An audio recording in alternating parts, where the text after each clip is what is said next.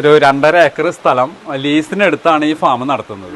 പിന്നെ വർക്ക് ഞാൻ ഡിസൈൻ വരയ്ക്കുന്ന വർക്ക് ഇങ്ങനെ കുറഞ്ഞപ്പോൾ അങ്ങനെ ഈ സ്ഥലം ഇങ്ങനെ ഇഷ്ടപ്പെട്ട് വന്ന് നമ്മളിവിടെ അങ്ങനെ തുടങ്ങി. 16 പശുക്കളിൽ നമുക്ക് 16 കറവുള്ളതാണ്. അതിന്റെ ഇടയിൽ ചെന ഉള്ളതുണ്ട്. അപ്പൊ ചെനയും കറയായിട്ട് പോണ്.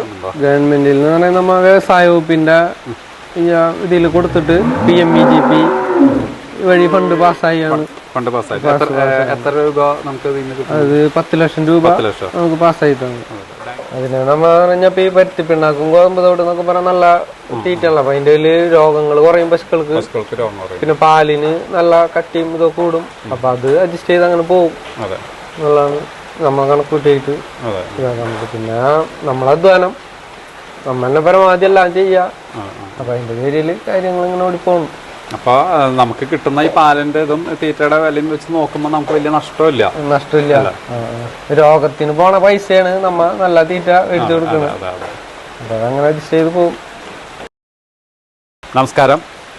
ഇന്ന് നമ്മൾ പരിചയപ്പെടുത്താൻ പോകുന്നത് ഒരു യുവ ക്ഷീര കർഷകനെയാണ്. ഇദ്ദേഹമാണ് രാജേഷ്. ഹായ്, നമസ്കാരം.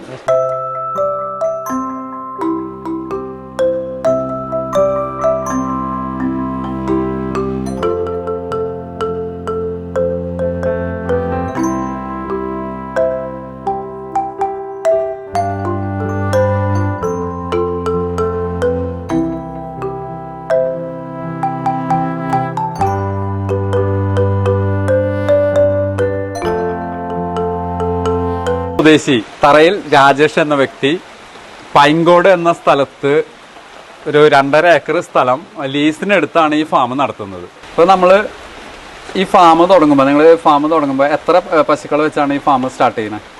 ഞാൻ വീട്ടിൽ വെച്ച് 2-3 പശു സ്റ്റാർട്ട് ചെയ്ത് ഇതായിക്കൊണ്ടിരിക്കുന്നു. പിന്നെ വർക്ക് ഞാൻ ഡിസൈൻ വരയ്ക്കുന്ന വർക്ക് ഇങ്ങനെ കുറഞ്ഞപ്പോ അങ്ങനെ ഈ സ്ഥലം ഇങ്ങനെ ഇഷ്ടപ്പെട്ട് വന്ന് നമ്മളിവിടെ അങ്ങനെ തുടങ്ങി. പശുക്കളെണ്ണം കൂട്ടി ഇപ്പൊ ഒരു 16 പശുക്കളോളം. 16 പശു ഇപ്പൊ ഇവിടെ നമ്മള് കറവയുണ്ട്. അപ്പൊ നമ്മൾ ഈ 16 പശുക്കൾ ഇപ്പൊ ഇവിടെ ഉണ്ട്.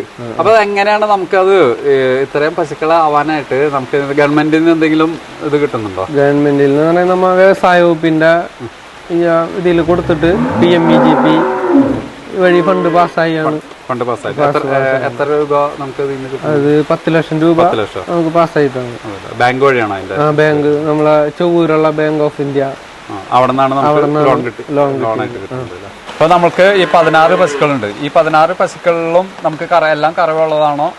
16 പശുക്കളിൽ നമുക്ക് 16 കറവുള്ളതാണ്. അതിന്റെ ഇടയിൽ ചെന ഉള്ളതുണ്ട്. അപ്പൊ ചെനയും കറയായിട്ട് പോണു. അപ്പൊ നമുക്ക് ഈ ക്ഷീര കർഷകർ സാധാരണ പറയാം നമുക്ക് നഷ്ടമാണ്, പാല് നമുക്ക് ലാഭമില്ലാത്തൊരു ബിസിനസ് എന്നാണ് എല്ലാവരും പറയണത്.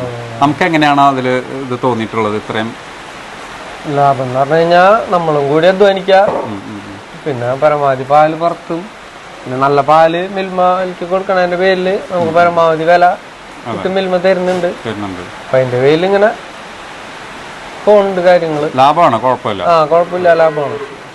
ഇപ്പൊ നമ്മള് 16 പശുവിനെ ഇപ്പൊ കറക്കുന്നുണ്ട്. അപ്പൊ നമുക്ക് ഒരു ദിവസം എത്ര ലിറ്റർ പാല് നമുക്ക് കിട്ടുന്നുണ്ട്? 16 പശു എന്ന് പറഞ്ഞു കഴിഞ്ഞാൽ ചെനയും കൂടിയുള്ളതിന്റെ പേര്, ചെനയും കറയുള്ളതിന്റെ പേരിൽ നമുക്കൊരു കാലത്ത് ഒരു 120-125 ലിറ്റർ പാല് കാലത്തുണ്ടാവും. ഉച്ചക്ക് നമുക്കൊരു 60 ലിറ്റർ പാലോളം, 60-65 ലിറ്റർ പാലോളം ഉണ്ടാകും. അപ്പൊ നമുക്ക് സാധാരണ രീതിയിൽ പശുക്കൾക്ക് എന്തൊക്കെ തീറ്റകളാണ് നമ്മൾ കൊടുക്കുന്നത്? നമ്മ പരുത്തി പിണ്ണാക്ക് കൊടുക്കുന്നുണ്ട്, പിന്നെ ഗോതമ്പ് തവിട്, പിന്നെ സുപ്രീം കുറച്ച് ഇടണുള്ളൂ, പിന്നെ ബീർ വേസ്റ്റ് കൊടുക്കുന്നുണ്ട്. എല്ലാം കൂടി മിക്സ് ചെയ്താണ് കൊടുക്കുന്നത്.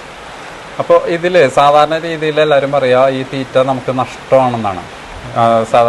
പശുക്കൾക്ക് കൊടുക്കുന്ന ഇപ്പോഴത്തെ വിലയും ഇതൊക്കെ നോക്കുമ്പോൾ ഭയങ്കര നഷ്ടമാണെന്ന് പറയുന്നത്. അതിനെങ്ങനെയാണ് നമ്മൾ ഓർക്കം ചെയ്യുന്നത്?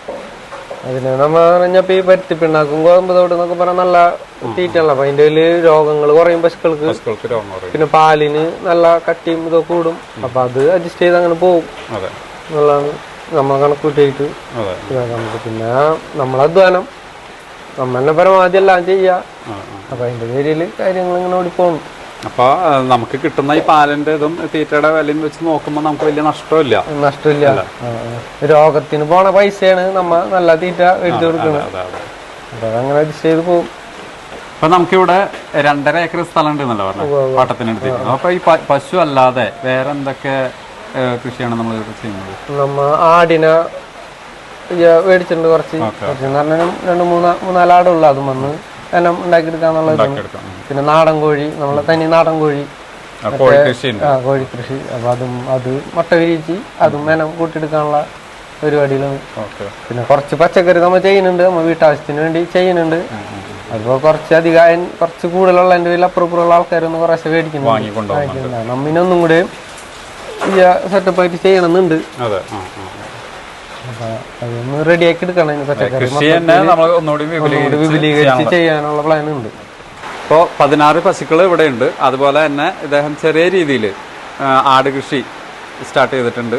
അതോടൊപ്പം തന്നെ നാടൻ കോഴികൾ അതിൻ്റെ മുട്ട കാര്യങ്ങൾ ആ രീതിയിൽ നിന്ന് തന്നെ നല്ലൊരു ഫാമായിട്ട് കൊണ്ടുവരണം എന്നാണ് അദ്ദേഹത്തിൻ്റെ ആഗ്രഹം. അതോടൊപ്പം തന്നെയാണ് ഓർഗാനിക് രീതിയിലുള്ള പച്ചക്കറി കൃഷി. രാജേഷ് ഇപ്പോൾ ചെയ്തുകൊണ്ടിരിക്കുന്ന ജൈവ പച്ചക്കറി കൃഷി ഒന്നുകൂടി വിപുലീകരിക്കാനുള്ള പ്ലാനിലാണ്. അപ്പോൾ ഇപ്പോൾ നിങ്ങൾ വിളിച്ചു കഴിഞ്ഞാൽ ഒരു പക്ഷേ അദ്ദേഹത്തിൽ നിന്ന് കൂടുതൽ സാധനങ്ങളൊന്നും കിട്ടിയെന്ന് വരില്ല. എങ്കിലും അദ്ദേഹത്തിൻ്റെ നമ്പർ ഇവിടെ കൊടുക്കാം. അടുത്ത ഈ വിപുലീകരിച്ചതിന് ശേഷം നമുക്ക് എന്തായാലും ഇതിൻ്റെ ഒരു വീഡിയോ കൂടി നമുക്ക് ഇടാം. അപ്പം എന്തായാലും അടുത്ത ഈ കൃഷി ഒന്ന് വിപുലീകരിച്ചതിന് ശേഷം നമുക്ക് എന്തായാലും ഒന്നുകൂടി വരാം, അറിയിച്ചാൽ മതി. അപ്പം അങ്ങനെ ആകുമ്പോൾ ഈ കൃഷി രീതികളെ കുറിച്ചും അതിൻ്റെ ഒരു വീഡിയോ കൂടി നമുക്ക്